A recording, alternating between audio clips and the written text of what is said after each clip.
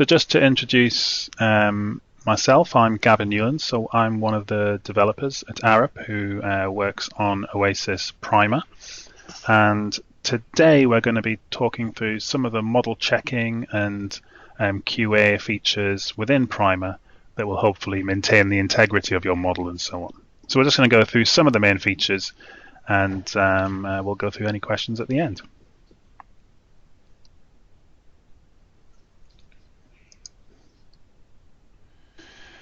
So this is what I'm going to be going through, just a little bit about PRIMER. We'll talk through the main model checking functionality in PRIMER.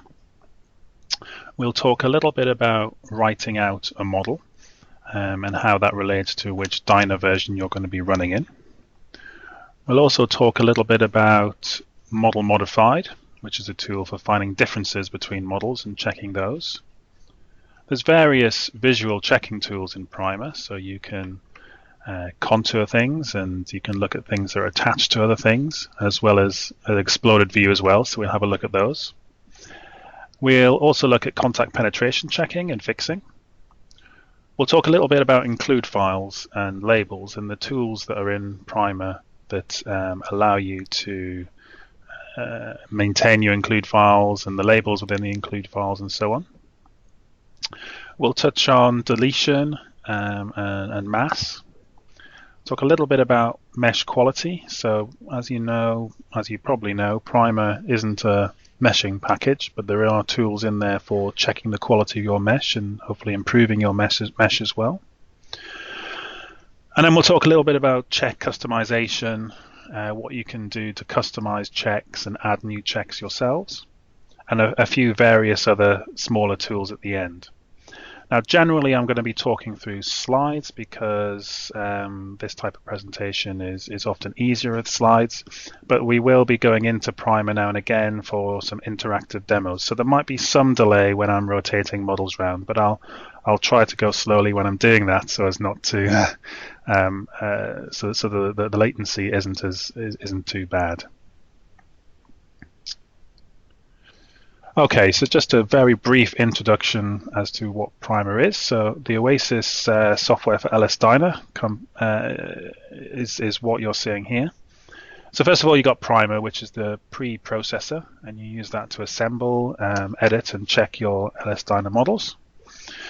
Then we've got various post-processing packages. So there's D3plot, which is used to display and animate your results. THIS, which is the time history plotting and processing program. And then we have Reporter, which is an automatic post-processing tool that uses the other three packages shown here to produce images and plots and produce reports automatically. So what's the purpose of PRIMER? So PRIMER is a specialized preprocessor used only for LS-DYNA models. PRIMER's modeling tools have comprehensive error checking that can hopefully reduce preparation and debugging time. PRIMER is fully compatible with the latest versions of LS-DYNA, so no information is lost when reading or writing out model data. There's various model management tools in PRIMER that allow your team to work in parallel on different components of the same model. And because of PRIMER's robustness and depth of understanding of the LS-DYNA data, users tend to trust PRIMER to work on their complex models without corrupting or losing any data. So just moving on to the main talk, so model checking. So in PRIMER, there's a model checking tool, and it's quite easy to find and run. When you open a model in PRIMER, you go to Tools and click on Check and Apply, and PRIMER will run a model check. So there are over 7,000 individual checks in PRIMER now, and what's happening when you run a model check is PRIMER is cycling through all the different entity types and all the individual entities within your model and checking them. Now, when we run a model check, you end up with a tree that looks something like this. Ignore the colors for the moment, but you end up with a display that shows errors and warnings. And if I just switch into PRIMER, I'll just show you that interactively. So as I said, I'll go slowly here because sometimes you can have a delay over the line. So I'm running a model check on this simple vehicle model. And hopefully what you'll see is a tree which tells me my errors and warnings in the model. And they're split up into different entity type categories. Now, the distinction between errors and warnings is somewhat arbitrary. So not all errors will cause LS-DYNA to terminate. But there are things that we found through experience that are genuine errors in your model and things that should be looked at. Warnings are maybe things that you want to have a look at but might not be an actual problem in your model. So through this panel you can expand, you can investigate. So here we've got a contact where a connection contact does not tie all nodes on slave sides. So you can right click on that, edit the card, do various different things. You can investigate that error. Now quite often when you get this error tree, there will be an F written next to the error message. What that means is there's an auto fix associated with that message. So you can automatically fix the problem by right clicking and clicking fix. So just going back to slides, this is just an example of some of the errors that you get out of Primer. So just going through them, these red ones are ones that will probably cause LS-DYNA to fall over when you try to run it, if you kept these errors in your model. So here's one where a nodal rigid body clashes with a constrained type spot weld. This one under defined curve, load curve reference but not defined. So that's, for example, you have a material card where you reference a load curve, say load curve 100, and load curve 100 is not in your model. So obviously that would cause LS-DYNA to terminate. And there are other ones in here as well. For example, this blue one at the top, constrained rigid body. Separation of rigid bodies exceeds user-defined tolerance. So this is a user-defined check that you can turn on. So you might want to check to see if you have any rigid bodies where the two parts of the constrained rigid body are have a separation over a particular defined value. And there's a similar one below there, this blue one here, dimensions of nodal rigid body exceed user-defined maximum. So again, these are trying to capture situations where you might have clicked on the wrong node at the other side of a vehicle model, for example, and have a big nodal rigid body that spans the vehicle. So you can define a maximum size of nodal rigid body that you can check against. Other ones here are, there's lots of material checks, and there's quite a lot of material checks for material 24 because it's quite a popular card to use. And they are really faults with material data that we found through our experience that can cause trouble in LS-DYNA. So they're errors. If I go to the next slide, here's some of the warnings as examples. So the top one there is sorting flag for degenerate solids, eSort is not equal to 1, so a recommended parameter is not set or not the default. These next ones are various spot weld, beam length, optional settings that you can set and check against those. Element quality checks down the bottom there. There's one here where it says model badly organized. Part contains elements in different include files. So you've got a part and the elements within that part is in a different include file. Now that might be how you want to work, but it could be considered something that you want to investigate and have a look at. This one here is discontinuous rigid body. So this is a rigid part where all the elements, some of the elements aren't meshed into the rest of the part. Again, that might be correct for what you're working on, but it's flagged up as a warning here.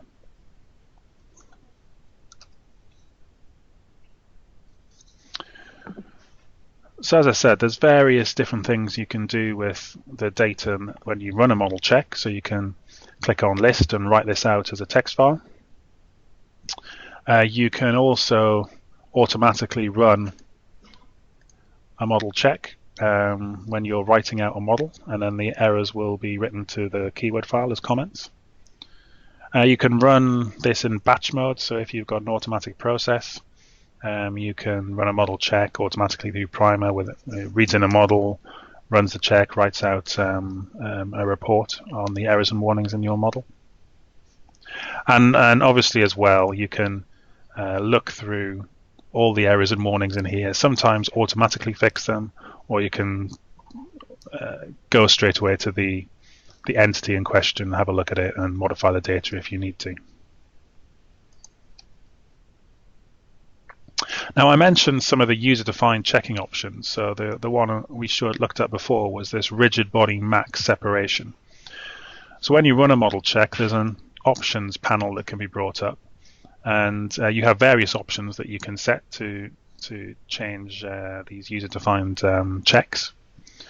So here's an example of one of the rigid checks. So there's different categories to do with element quality, spot welds, include files, and so on. So if I go into the rigid category, you will hopefully see that you can turn on this rigid body max separation check, and also change the value of the separation that you want to check against. Now, changing these values here will work for the current primer session that you're working on. And if you wanted to always have these checks on and always use these particular values that you're setting, you can set those in a preference file. Now, a preference file is something that lives on your system, and Primer will read that automatically when it starts up, and will read settings like this and automatically set them. So you can get to that by going to options at the top, edit prefs, and there's various different preferences you can set. Now, there's various different preference files that you can have. At a basic level, you can have one that applies just to you, so that lives in your home area on your computer, and Primer will read that. But you can also have a central one that is applicable to everyone's machine as well. So you can set these particular warnings and error messages and user-defined settings so that everyone automatically uses them. So that's the main check function in Primer. So that generally when you're working with a model in Primer before writing it out, you would run a model check and investigate the errors and fix them as you see fit. Now, when you're writing out a model itself, there is something called the output version. So you go to model write, you specify the file name, you click next, and you get an options panel. And there's various options in there for how you want to write out the file, whether you want to write it out in include files or merge deck. There's an option here for running a model check automatically every time as well, and so on. But one of the important settings is the dyna version that you want to write out in. So what you should do is set this to the dyna version that you're running your models in. So let's say you run your models in R7. You should set this to R7, because what Primer knows, for every keyword and every card and every field, it knows when that was added into LS-DYNA. So if you're using a keyword that was introduced into R8, for example, and you try to write your model out as an R7 deck, Primer will not write out that keyword that only belongs with R8 and up, because that will not run in LS-DYNA, because R7 will not know about that keyword. So it doesn't do that silently. You will get a message that pops up on the screen to tell you that it's doing that. But that applies to whole keywords and also fields. So for example, you might have a contact card where a new field has been added into one of the optional contact cards. So Primer will know that that field was added into, for example, R8 or R9. So that if you try to write your model out in R7, it knows that it can't write out that field, and it will warn you that you're using a field that is not supported in that particular version of LS-DYNA.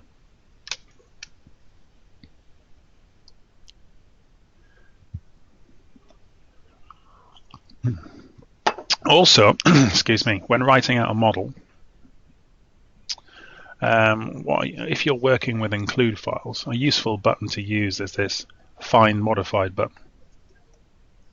So what this does is it looks through all your model and compares all the data against the original model that you read into Primer. Now this is because if you're working with a big model with lots of include files, if you've just made a small change or a few changes in your model, you don't necessarily want to write out all the include files again because quite a large amount of them might not have changed. So what Find Modified does is it goes through, checks all the data against the original, and will highlight just the include files that have changed. And therefore you can just specify to write out those include files, and it automatically renumbers them to the next version iteration and so on.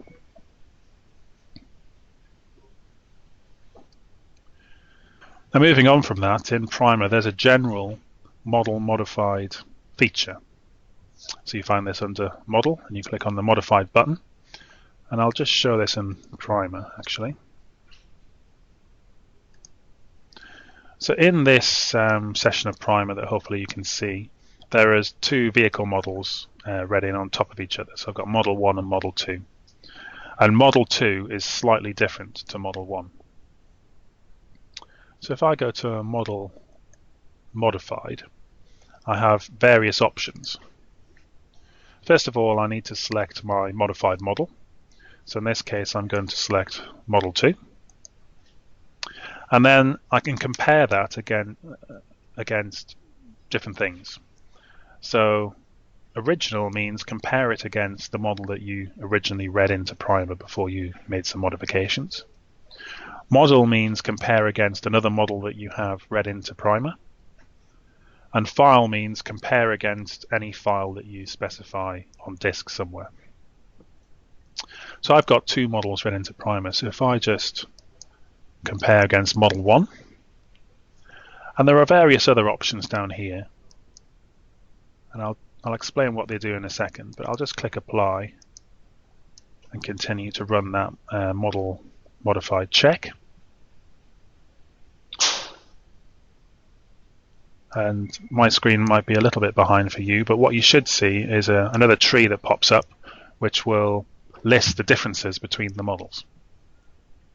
So what Primer's doing here is it's looking at the keyword data and comparing fields against each other. So it might bring up a material card, and if there's any of the fields that are different in the material card in Model 1 compared to the material card in Model 2, it will highlight those as differences on this panel. Now the differences fall into three main categories really. It's if an entity exists in Model 1 and Model 2 and is different in some way.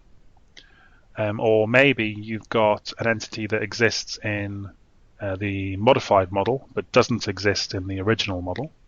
Or you might have, so it's been added. Or you might have something that exists in the original model but doesn't exist in the modified model. And that means it's been removed. So they're all shown on this list here. And you can investigate the differences in this panel. So if I expand this material heading, I've got a few materials here which it says are different. And one thing you can do is if I click on keyword, it brings up the keyword card for the material in both of the models and will highlight the difference between the two materials. So here you can see the material is the same apart from the Poisson's ratio, which is different between the two models.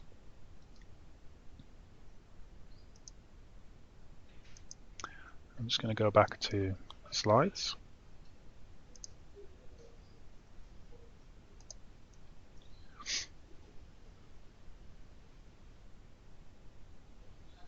There is various other things you can do through this panel. So you can blank, unblank, do an only on the particular entity that you're looking at. And these are just slides showing what I've shown you in Primer before. So one interesting thing is parts. So there's more you can do with parts. So obviously a part card itself can be exactly the same between two models, but the part look very different. So you could have a part card where it references the same material ID, the same section ID, the same hourglass ID, but the part itself could be different because the mesh is slightly different, and so on. So you can choose to compare part properties as well. And part properties are things that are sort of attributes of a part. So things like number of elements in the part mass, that sort of stuff. And here on this panel, you can see if I expand these part differences, there's a property tag next to some of these parts. And that's saying that some property related to the part is different. And you can right click and get a table of those differences, and it shows you what the differences are. Also, you can do some geometry comparison between parts as well. So here you can see there's an example where the geometry tag is turned on here, and we've got two parts, and it's comparing the mesh between the two. And you get a contour plot showing the nodal difference between the part in the modified model and the original model. So you can see this part is changed. All this dark blue is where the nodes are in the same position, or the distance is 0. And then we've got a difference where we've got the orange and green elements.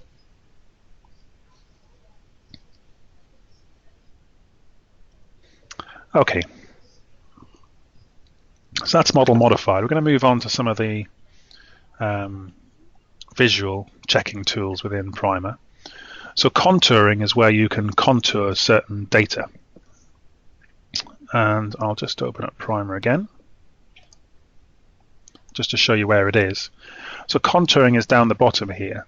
Hopefully you can see my cursor. Down the bottom here, the bottom right, is where we have various visualization tools. So you can change how the different plotting modes and different views and so on. But where it says CTSI in the button below, that relates to contour plotting. So the button that currently says time step, you can right click there and choose something else that you want to contour. So in here we've got things like time step, shell thickness, shell normals, element properties like number of integration points and so on. Element quality, so you can plot element quality, either the individual sort of criteria like warpage or minimum turning angle, or you can plot something called quality imperfection, which is a combination of all those different criteria. Or you can just look at failed criteria, so just the elements that have failed any particular set values that you want to check against. There's various mass scaling options for contouring, so you can plot added mass or percentage added mass, either related to elements or by a part. But material properties you can plot, so I'm just going to show an example of this. If I plot yield stress and click on SI, hopefully you'll see the image update to show the vehicle where all the elements are plotted according to whatever the yield stress is set to for that part that those elements belong to. So this can be used as a checking tool. If I just, this may look slow to you as I rotate the model around, so I'll try and limit that. But if I rotate the model around, I'm now looking underneath the vehicle. You can see that I've purposely introduced an error into this model where one of these panels is a light yellow color and the other one is a green color, where they look like they should be the same. So maybe there's an error in this model where this panel has got the wrong material assigned to it.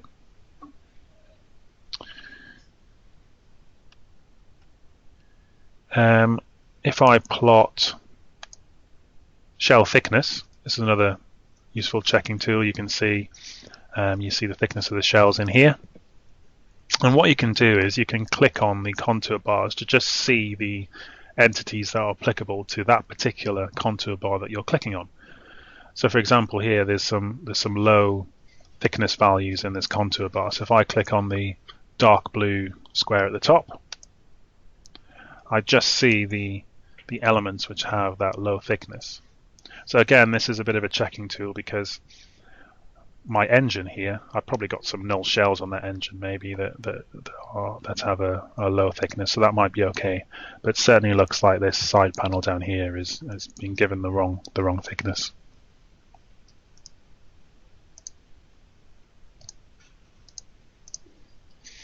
So these slides I'll just go through quickly because I've just described those within Primer. Yeah, so moving on to attached. So the Find Attached tool in Primer does exactly as you would expect. You start off with sort of an entity or a part or whatever it may be, and you want to find out what is attached to it. So the panel looks something like this on the right hand side, and you click Apply, and Primer will find out what's attached to what is visible at that particular point. And it does that by looking at sort of nodal connections. So there might be some nodal rigid bodies, or there might be some extra nodes. It looks at things like constrained rigid bodies and so on, but it also looks at tight contacts as well. So if you connect together your model using mesh-independent spot welds or adhesive that use tight contacts to tie the adhesive together, then Primer will know about it and use tight contacts to do this find attached operation. And it also knows what is attached and what isn't. So it doesn't just look at the contact card and assume that all the nodes will actually tie.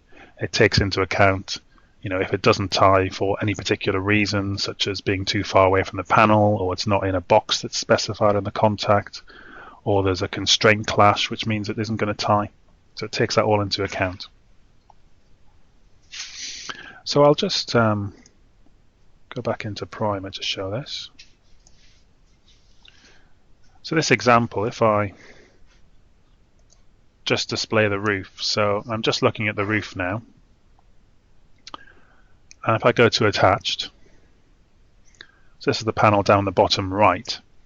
As I said, there's various options. You can select what you want to find attached through. If you want to turn off finding attached through constrained entities, you can do that, for example. But by default, Primer will populate some of these and show you the other things that you can find attached through. And essentially, you just click Apply. And after the first click, Primer has found some constrained beams, I think, that are attached to the roof panel. If I click Apply again and keep clicking Apply, you can see that the model starts growing as it kind of propagates from what is visible. Now, another useful part of this is that you can find things that are unattached. So in this panel, if I click on the recursive option, this means that Primer will continuously find attached, find attached, find attached until it can find no more. So if I click Apply, Primer continues finding attached and unblanking everything that is attached until there's nothing left to find, and it's not finding any more entities to display. So at this point, if I now click Reverse at the bottom in these visualization buttons, I will now see the things that Primer didn't find was attached. So here you can see there's some bumper foam at the front of this vehicle that isn't attached, and that might be correct. But certainly towards the rear of the vehicle, there's some panels here that look like that maybe they should be attached to something. Okay.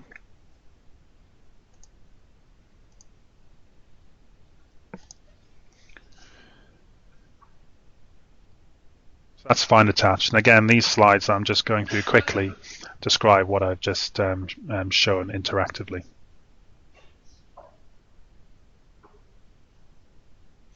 Yes, exploded view.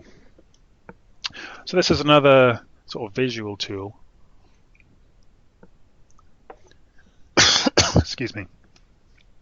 That allows you to visually check your model to see if you're seeing what you expect to see in your model.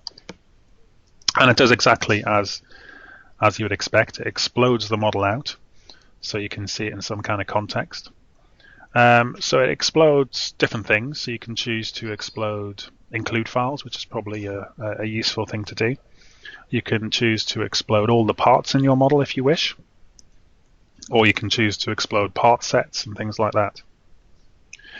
And Primer will automatically explode things from the natural model center, and it will explode things away from each other such that they don't overlap each other when they're exploded. But there are various options on this panel that you can change. So you can change the center of the explosion, you can change the direction, so you can just explode everything in the X or Y direction, for example. And yeah, you can change the amount of the explosion and so on. Another useful part of this tool is the ability to look at connections between include files. So what you can do is you select a particular include file that you're interested in, and you ask Primer to show you what that include file is attached to and how it is attached. And you'll get an exploded view that looks something like the picture here. So what Primer's done there is, as I've said, it looks at what it's attached to.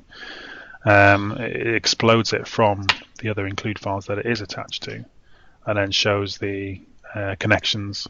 In this case, there's lots of nodal rigid bodies, which are these dotted lines.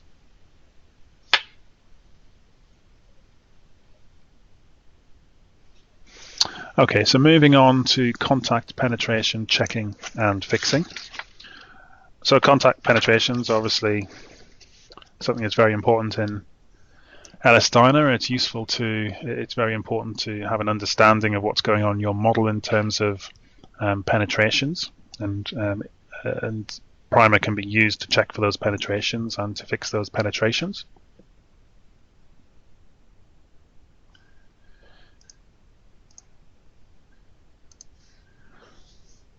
So when you run a penetration check in Primer, Primer's looking for two things, and we categorize them as either penetrations or crossed edges. So a crossed edge is when the sort of midplane of the elements of the shells, for example, cross other midplanes of shells, so they're actually sticking through. A penetration is when a node on one side of the contact is too close to the segment on the other side of the contact. So to do this in Primer, it's quite easy. You can either check all your contacts in one go, and that can be part of the model check. And you'll get a report in the main check tree, as I showed at the start of this talk. And you can investigate them there. Or more useful maybe is to bring up the panel for a particular contact. So this is a particular contact, and you can click on the pen check button at the top, and Primer will check through that contact and look for penetrations. What you get is a panel that looks something like this on the right-hand side, where you get a summary of all the penetrations and crossed edges that Primer has found. So it separates them into groups of part pairs, because that makes it easier to visualize them and fix them. So as I've said, penetration means that a node is too close to an element or segment, i.e. it's within the contact thickness defined by a half T1 plus T2. And a crossed edge means the intersection of one element plane with another. So Primer understands the different methods of defining contact thickness. So it knows about SST and star part contact, etc. It also knows some of the more obscure differences between SMP and MPP versions of DYNA, which can do contact penetration checking in slightly different ways. But generally, Primer tries to use the same equations as LS-DYNA to determine penetrations.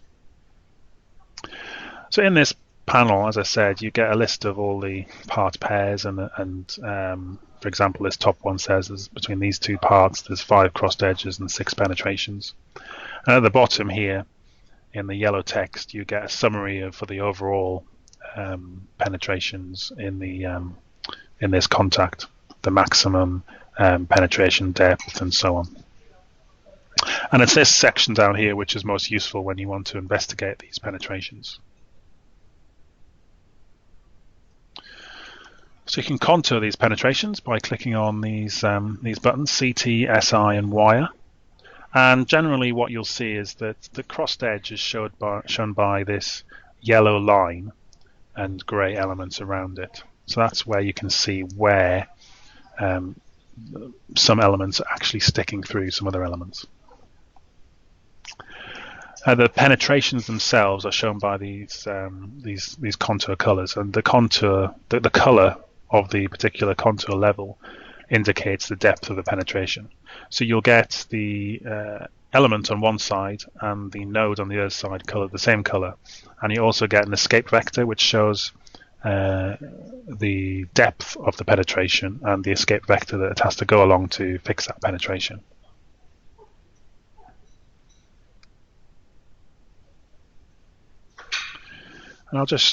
And as part of this, you can then obviously look at those penetrations, but you can try and fix them as well.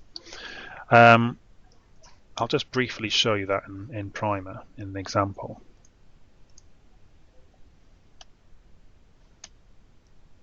So in my model, if I go to Contact and I choose the first one in here, if I click only on this panel, it will just show me the parts that are in this contact. And if I click on pen check at the top of this panel, it does my penetration check. So this particular contact has found 16 penetrations between these two parts and 8 penetrations between another two parts. So if I click on one of these, it sketches where the penetrations are. But it's more useful to click on this CT button at the bottom, and it will contour where those penetrations are. If I just zoom in, hopefully you'll see that Primer has drawn the node in a particular color and the element in a particular color, so you know where the penetration is and what it applies to. Now you can then click on this Fix button, and you can fix things manually by specifying to drag particular nodes that you select in a particular direction.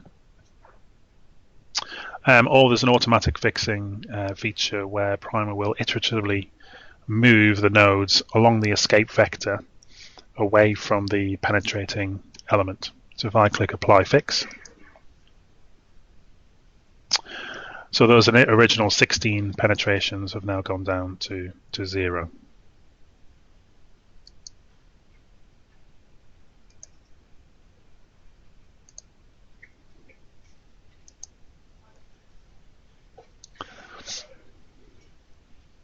Now, as well as plotting and visualizing the actual penetration value, you can plot different things.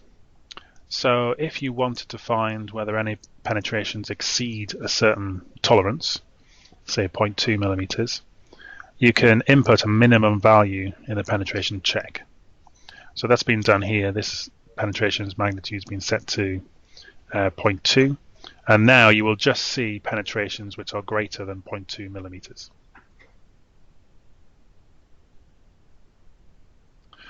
Another thing you can do is if you wanted to find out if any penetrations exceed 0.2 times the shell thickness, you can set a data component called ratio thickness remaining to the value of 0.8.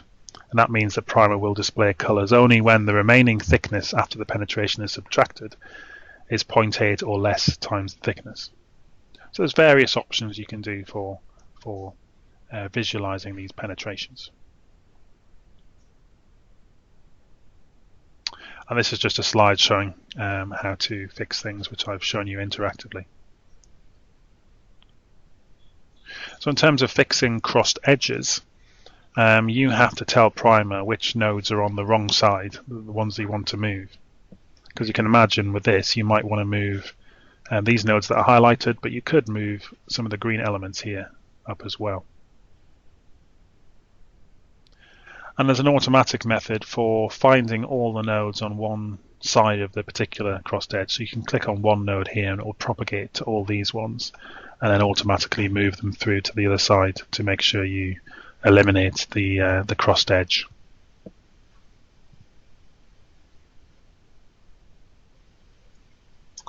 Okay, so we'll move on to working with include files. So obviously include files are pretty important these days in terms of a sort of modern vehicle model. Generally people are working with include files, and there's lots of benefits to working with include files because you can share include files across different models. You can work in parallel on different include files when building your model. But there are things that you have to be careful with when working include files that can cause problems. So generally it's a good idea for your include files to be self-contained, so that all the elements and nodes that are applicable to that particular include file live in that include file and aren't spread about across different include files. And this is an example at the bottom of what would happen if you read a model into Primer, where in this case there's some nodes that don't exist in this particular include file. They live in some other include file. And so Primer reads it in, and those nodes will be latent in Primer, and they're just drawing at 0, 0, 0, which is why you see these big spikes going down to 0, 0, 0. So there's various tools in Primer for when working with include files. I'm not going to go into this in a great detail, but if you want to find out what include file a particular entity is in, you can just, if you're in QuickPick, you can just right-click on something and you get a pop-up and you go to information. And within that information, it will tell you, in this case, a part, what include file it's in. You can also use the clipboard. So the clipboard is something in Primer for adding loads of entities onto the clipboard and then doing something with those entities. And one of the things you can do with those entities is locate what include file they're in.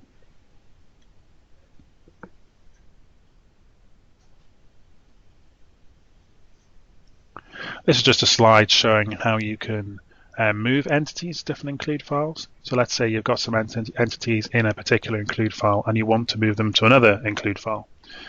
You can do that through the clipboard. So you add the entities into the clipboard, and then say you want to move to a different include file, and then you specify to move them across. Now you can find reference items as well. So for example, you might put a part on the clipboard, and if you click on Find Reference Items, it will also look at any elements that are applicable to that part. There might be some element masses on the nodes of those parts. There's the nodes themselves. There might be the section material. All those sort of things are things that you might want to move across. And also on the individual edit panels themselves, if you're editing a node or an element or a part or whatever it may be, at the top of that panel there's a report as to what include file that entity is in, and you can change what include file that entity is in as well using that panel. So what if you're creating entities when you're working with include files? Where does the entity end up? Which include file does it end up in? Well, that's something that you use current layer for. So in the part tree, which is always down the bottom right hand side of Primer, you get a list of all your parts, and they're split up into include files if you're using include files.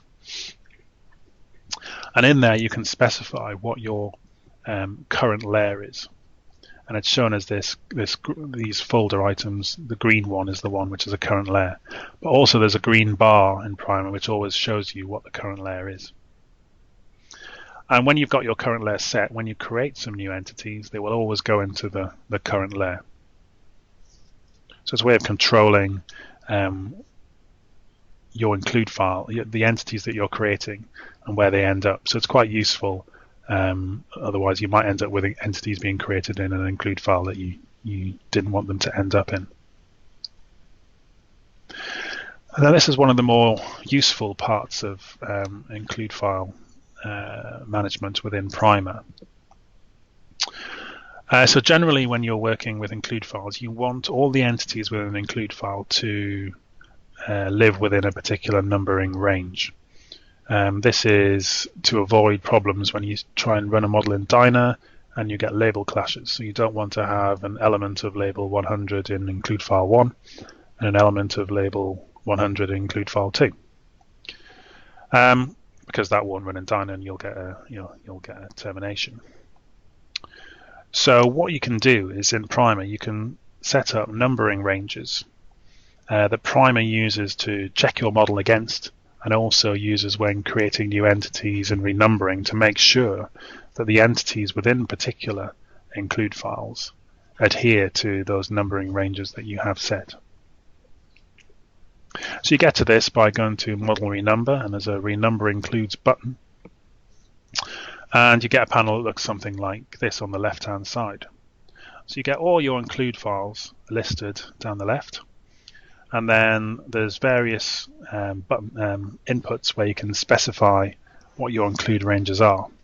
Now you can write this out as a CSV file, then do them in Excel, and then read them back in as a CSV file if you don't want to type these in Primer. But we offer two numbering ranges that you can set. So one's the general, and one which is applies to everything, apart from the ones that are in the other range, which are nodes, elements, node sets, nodal rigid bodies. So all the things that you might have lots and lots and lots of, because some people want to have separate ranges for those. So you might want to specify a higher, bigger numbering range for the entities where you have lots of them, like nodes and elements, and a smaller numbering range for the general, for the general types like parts and materials and so on. But you can set these to be both the same if you wish. So once this panel is populated, it might look something like this, and Primer does a number of things with this information. So first of all, it will check to see if the range is unique. So it's not a good idea to have a particular numbering range for an include file that overlaps a numbering range for another include file, because that means if someone's working on the include file independently of the whole model, that you could end up with clashing labels with another include file. But also it checks to make sure that all the entities within that particular include file have a label within the numbering range. If it doesn't, it will be highlighted on this panel here, and it also comes out in the model check as well. So when you run a model check, you will get an error or a warning that tells you when you have an entity that's outside its specified include range. And in this panel, you can specify to renumber the entities to within the correct numbering range. Now, when you set these and you write your model out of Primer, it will write these as a comment at the top of the include file. So that means when you read the model back into Primer, it will read that comment and use that numbering range for renumbering and so on. And that means generally when you're working in Primer, if you have these include ranges set, if you create some entities in an include file, or you renumber entities in an include file, or you move things into different include files, Primer will automatically choose an appropriate label that fits within the particular range that you have set.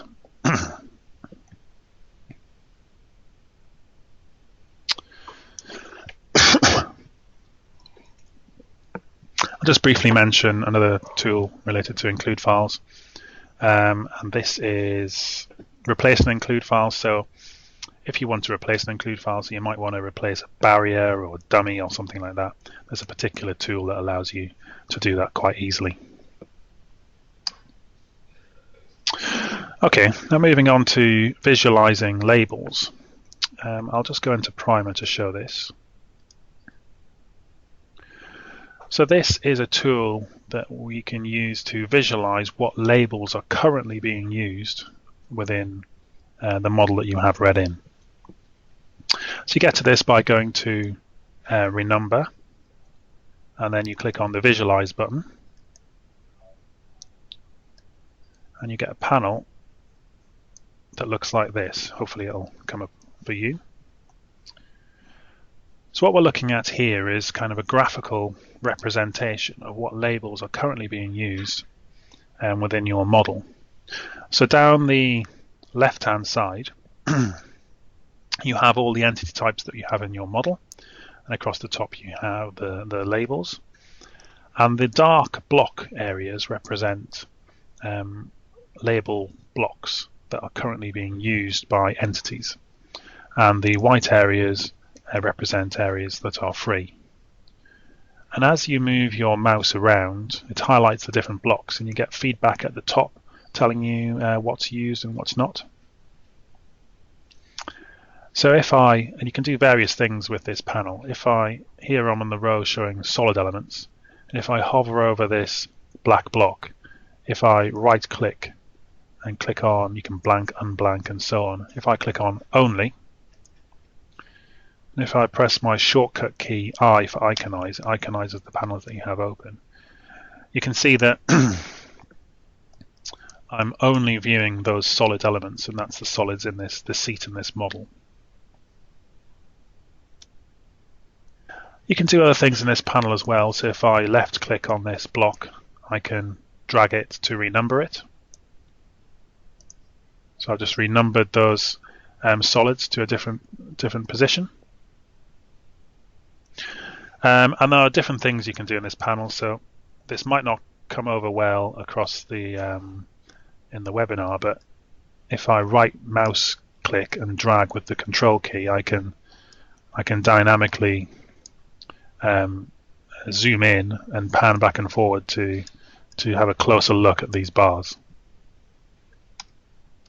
By default, you will see this in the entity mode. So down the left-hand side, you see the entities, but you can change this into include mode. And if I change into include mode, down the left-hand side, you'll see all the include files.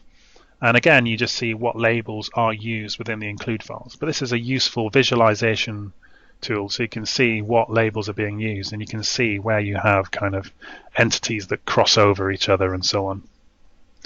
Now, the different thing in this mode is that you have these transparent blocks as well.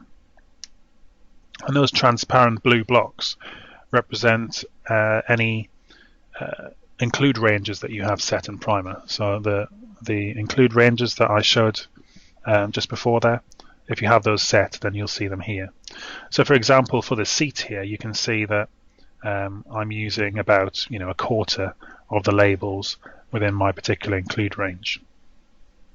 Now this orange block is those seat solid elements that I just renumbered before, and they're orange because they're saying they're outside the include range that is set. So if I wanted to, I could then click on that and drag it back within my range. It's also useful for identifying any sort of potential areas where if you're adding a new include file into your model, you might want to specify a new numbering range. And you can see here between 1.5 million and 2 million, I've got a gap where nothing's being used at the minute.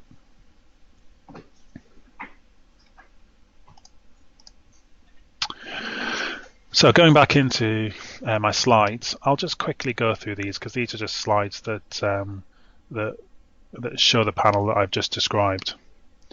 As I said, the black block areas indicate the used labels, the white areas indicate the free labels, and then you can do various things with the mouse in terms of left click and right click.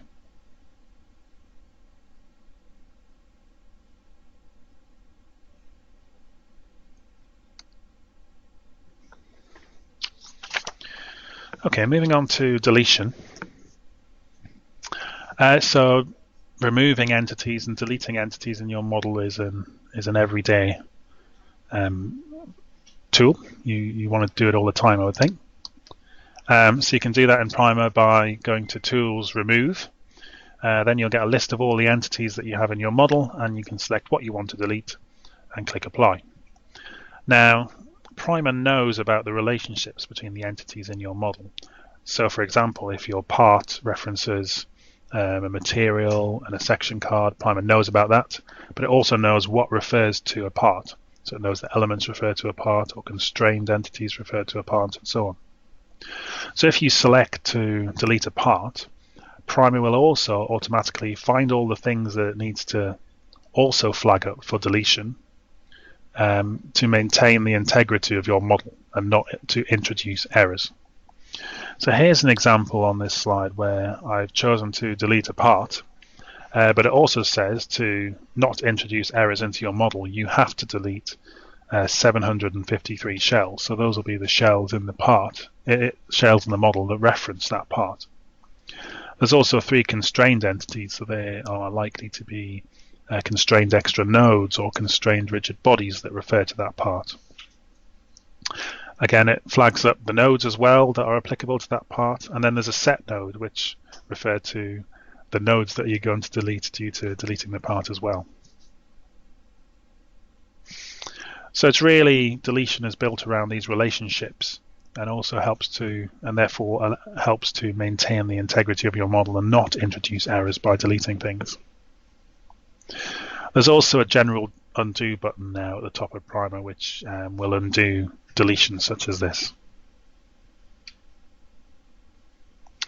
Another part of the remove panel is something called cleanup. So the cleanup function is there to identify data that is no longer needed in the model, and it finds all that data that isn't used anymore and then brings up a panel and you can choose to delete it or not. So this is things like a material model which isn't referenced by anything anymore, or a section card that isn't referenced by anything anymore, and then you can choose to delete those if you wish to.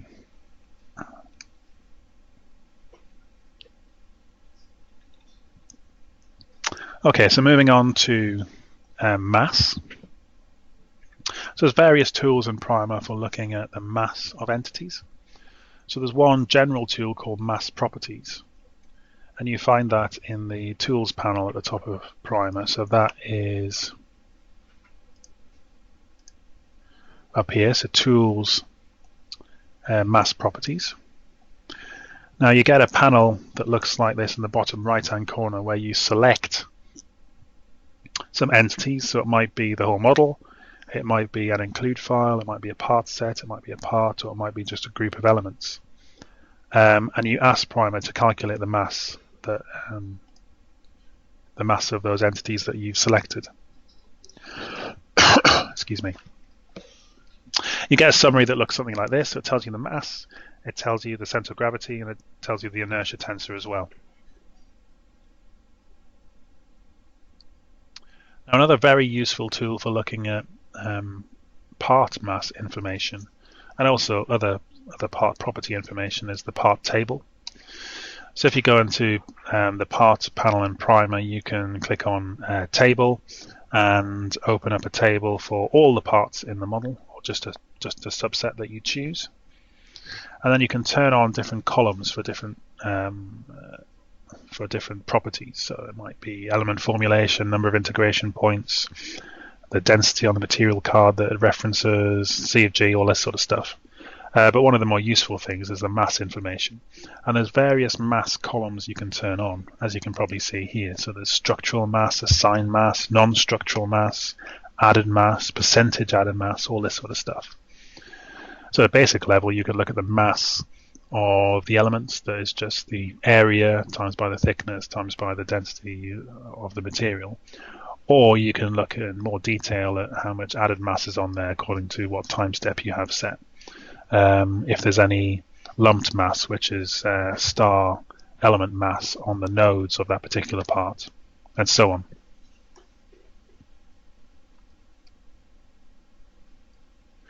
And then you can, in the part table, you can order the table according to any of these column headers. So it might be part mass that you want to order and look at the heaviest parts or the lightest parts for whatever reason.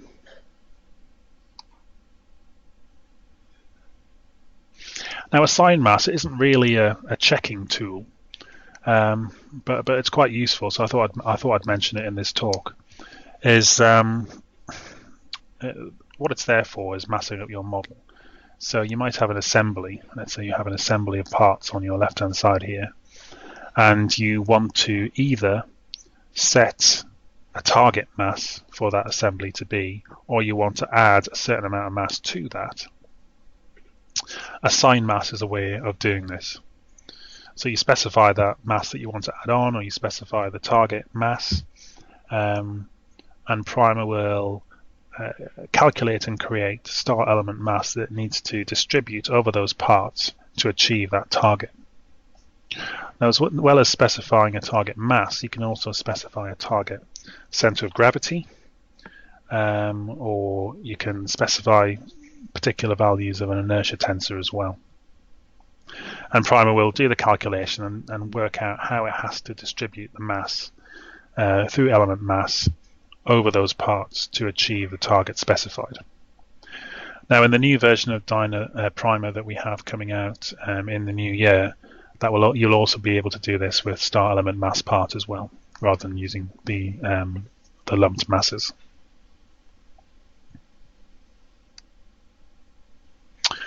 So just a little bit about mesh quality. So as I've said, Primer currently isn't a meshing tool, but you can check your mesh quality in Primer. And so there's various tools for doing that. So you can check for elements that don't meet your specified criteria. So that's part of the model check. So the model check that I showed you at the start, you can run a model check and it will list all the elements that don't meet your particular criteria. You can contour, as I showed you in the contour buttons, you can contour elements according to quality. And that's either contouring the individual things such as Jacobian or minimum internal angle and so on. Or you can contour an overall quality measure. So you can identify the real problem elements. Or you can just contour the ones that fail particular specified criteria that you have set. Now, once you've looked at them and found out problem areas, you can then move nodes both manually and automatically to improve the element quality in those areas. And there's various other things like the ability to split, combine, and also to check and align normals as well.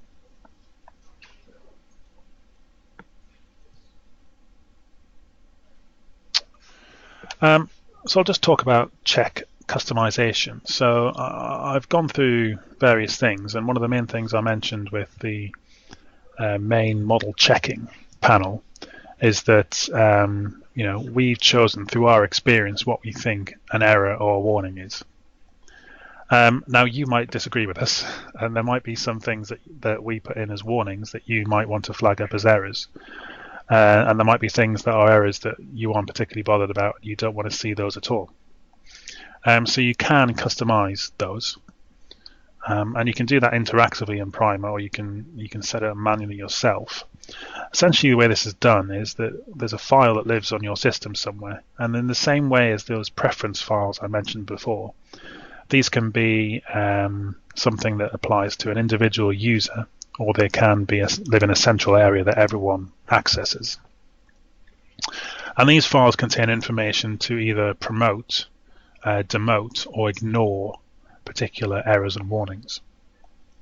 And these are read when Primer is started, and it means that when you run a model check, these will be used when you run a model check. So you might specify that a particular error that Primer finds automatically as an error is in fact a warning, and you can reassign it to a warning, and so on.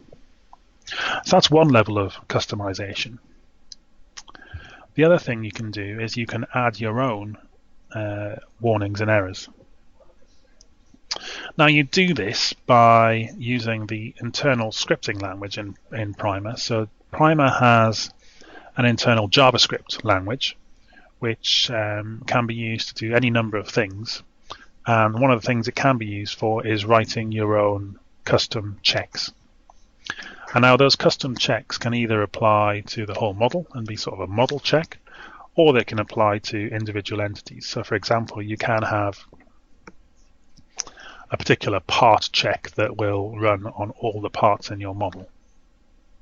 Now when you have these set up, they will appear as with the normal checks in the error tree that you see up here.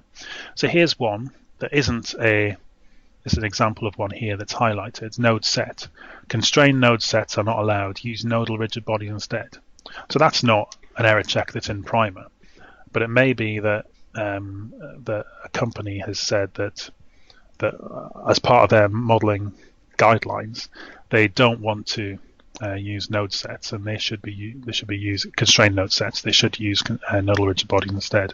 So this is an example of a sort of company-specific check that you might want to put in to make sure people are using the correct modeling guidelines. And again, these things are things that live centrally on your system, and and can be read by every user. So I'm now moving on to the miscellaneous part, so just the end of the talk here. And these are just various tools that may relate to checking and model integrity that you can use. So one is cut section. So this is, as you expect, you can create a cut section in your model, and you can either get a thin slice that looks something like this on the left-hand side, or you can specify to keep either the left-hand side or the right-hand side of the cut section. And you can drag this through your model and get a better visual idea of what is actually going on in your model.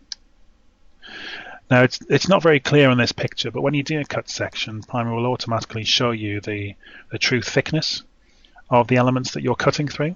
So it's quite a useful way of looking at things like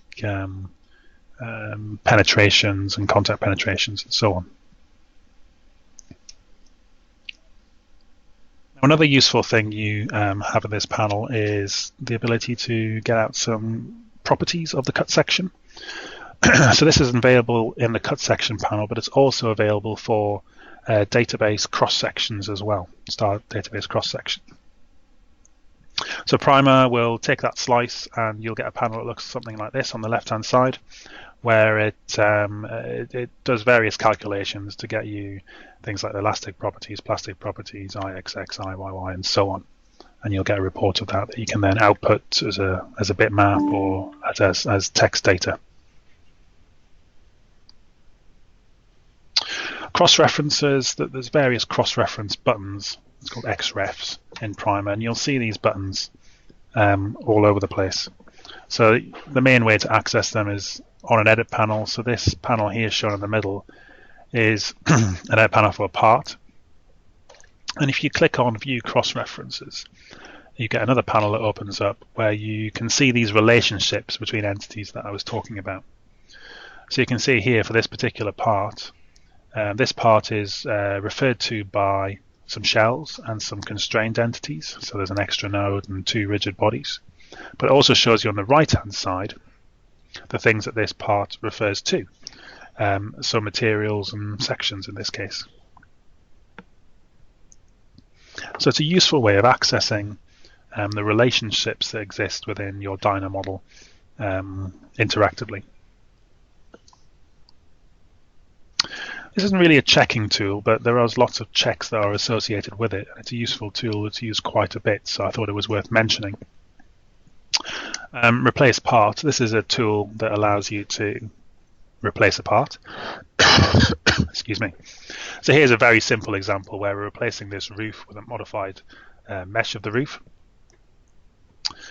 And you get to this panel through the part panel. So you click on keywords part, and there was a replace button. And you specify which part you want to replace. And you have various options for checking and remaking any connections that exist between the roof and the elements and parts that are remaining in your model. And Primer will go through and reattach the new part in the same locations that the old part was attached in. Now, an extension to that is assembly replace, where you can choose a number of parts that you want to replace. So on the left-hand side here, this simple diagram tries to explain what's going on. So these dark blue parts in the middle, these 3 dark blue parts, are the parts we want to replace. And in the middle here, these 4 red parts are the parts that we want to replace the original parts with. So what Primer does is it takes away these parts that we want to replace, and also takes away the internal connections there. So anything that's connecting together those parts that you're removing, it will bring in the new parts and all the internal connections that relate to those new parts, but then it will use the old connections that exist between the parts that you're not replacing and the new parts that you brought in. So it'll connect it in as it was connected in before. I'll just briefly mention connections. Again, not a checking tool, but there are various checks associated with them which can be useful. So there's tools in Primer for being able to automatically create and maintain different connection types. So it might be spot welds, which are either beams or solids, solid adhesives, lines of spot welds which you can link to free edges, and then various bolts and joint types, which are usually some kind of combination of a rigid body, be it a nodal rigid body or a constrained rigid body, and a beam or a joint or something like that. So you can use Primer to automatically create these, but as well as creating the dyna FE entities, it will also create a Primer connection entity on top of that, and that allows you to check for errors, remake these automatically. So you might change a mesh, for example, and you want to automatically remake your spot welds so they project to the surface correctly. You can do that. But it will also do lots of checks on these connections. So check to see if your mesh independent spot welds are tied correctly. And if they're not tied correctly, you can automatically create the tied contacts that's required to make them tie. And it will check things like constraint clashes. So if you've got a tied contact, a constraint type tied contact, and you've got some nodal rigid bodies in the area of your spot weld, it will know that there's a constraint clash there, so you have to have a penalty-based contact to tie those particular spot welds, and so on. Find is a useful tool for doing investigations on your model. So what you do is, it's good for finding small entities in a big model. So you specify a particular entity that you're looking at. So this might be, an error report in the output files from LS-DYNA, and you want to look at it in Primer and see what's going on. So you can specify, in this case, I've got a constrained nodal rigid body, and it'll either just sketch that entity, but more useful are things like you show that entity with what it's attached to, or you can see that entity and see a volume around it. So it's useful for seeing something small in some kind of context without having to dig around in your very big model or have to blank things manually.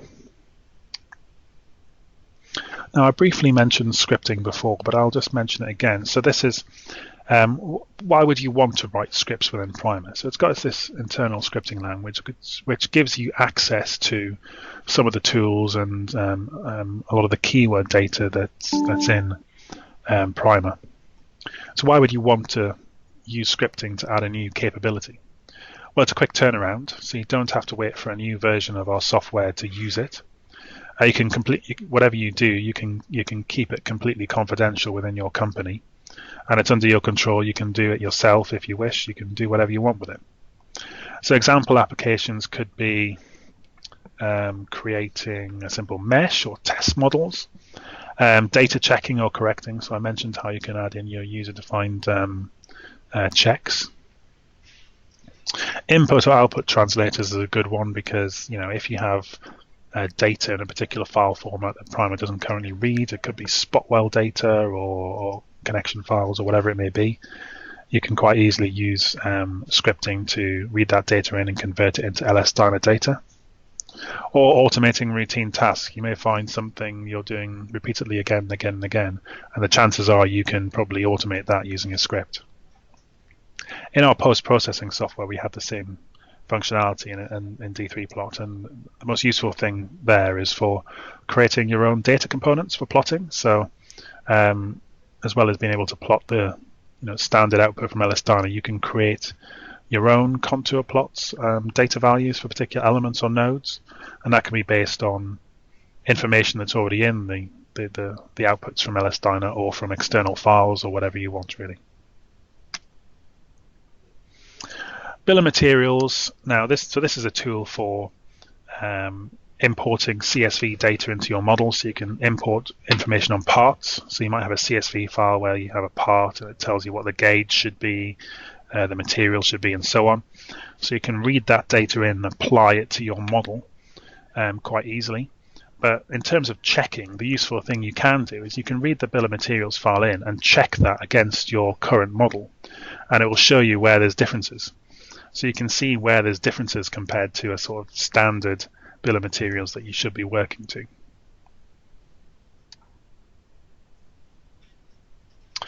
And units is something worth mentioning in terms of checking. So if you maybe get a model from a supplier, or you've got a model that you want to convert from one unit system to another, there's a units tool in Primer to do that. So you specify what your current unit system is, and you specify what your target unit system is, and Primer will convert all the data. So Primer knows what, for all the fields in Dyna, it knows what units are applicable to them. So it knows whether, you know, a field is a time or whether it's a modulus or whatever. And for load curves, it knows what the axes, the units of the axes are, so it can convert those correctly. So I'm just about at the end. There was one thing that I didn't have a slide for I wanted to show, just so you're aware of it. If I go into Primer again, and I'm looking at some of the mesh on the bonnet here, what you can do if you click on the Entities button, this is the panel where you display what entity, you decide which entities are displayed and which ones aren't. At the bottom, there's an option to turn on the triad. So if I turn on the triad, refresh my image, hopefully you're seeing this, that you can see the local triad for each element. So this is showing you, you know, what the local X is, what the local Y is, and where the normal is. And I can change this. It's often, when showing the whole triad, difficult to see. I can turn this to local X-axis to just see the local X-axis. Now that's okay, but the most useful thing is that you can use it to display your material axis. So if you've got anything set like AOPT and your orthotropic materials, or maybe some beta angles set and so on, Primer knows about all those, and you can use that as a visual check to make sure that your elements are all aligned as they should be.